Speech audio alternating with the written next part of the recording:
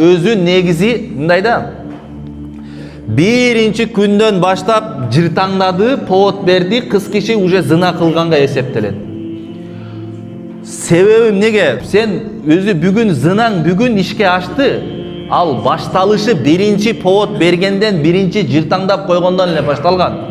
Биринчи жолу таанышып коюп повод бергенде эле уже зына уже башталган да. А болгону ал бүгүн ишке ашты. Ошон үчүн аял киши повод бербеш керек.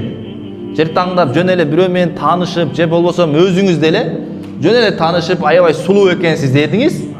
Уже кийин барып бир жумадан кийин зына кылган болсо, ошол адам, значит, зына каяктан башталды? Башында биринчи жолу таанышканда эле уже ал зына кылып койгон. Ошон үчүн урматтуу жамаат, эмне кылыш керек? Ушундай нерселерден сактаныш керек. Зынадан сактаныш керек. Пайгамбарыбыз саллаллаху алейхи ва салламга Кудай Таала айтты: "Куллил муъминина ягудду мин абсарихим". Кур'ан-ы Каримде Алла Таала айтты: "Момундарга айткын ey пайгамбар, алар көздөрүн сактасын" деди. Гадда деген көзүн сактоо деп кыргызча айтабыз, бирок бизде опускать глаза орусчасы. Же болбосо көзүн түшүрүү, мындай көзүңдү сактап жүрүү. Көздөрүн сактасын деди.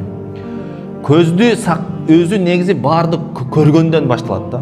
Көрдүң, шайтан баягы картинканы алып келип коет. Бүгүнкү күндө бизде соц тармактар бар. Соц тармакка кирсең, Кудай сактасын, гусул менен кирип, гусулу жок чыгып кетиши мүмкүн да, бойдокторчу. Аябай баягындай үйлөнгүсү келип калган эркектер, бойдоктор эмне болуп калышы мүмкүн? Гусулу бузулуп чыгат.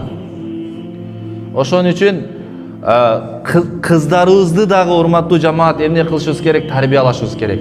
Кээ бирөөлөрүбүз тилекке каршы намазга келебиз, бул жакта 5 убакыт намазды окуйбуз, бирок аялдарыбыз чөдө жыланаш жүрөт. Мисалы үчүнчү, кийимдери кыска жүрөт. Азыркы көчөгө кийип биздин аялдар кийип чыккан кээ бир кийимдерди, баягындай торлорду кийип чыгып атпайбы? Тор кийимдерди кийип чыккан биздин апаларыбыз мурда аны төшөккө жатканда, түнкүсүн жатканда күйөөлөрү менен кийип жаткан. Ошондой дагы кийгенби, кийген эмеспи, мисалы үчүнчү.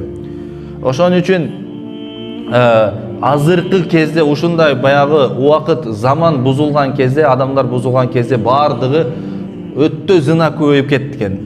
Ошон үчүн эмне кылалы? Ким зынадан өзүн сактаган болсо, бул ийгиликке жетти. Кур'ан-ы Каримде айтылгандай.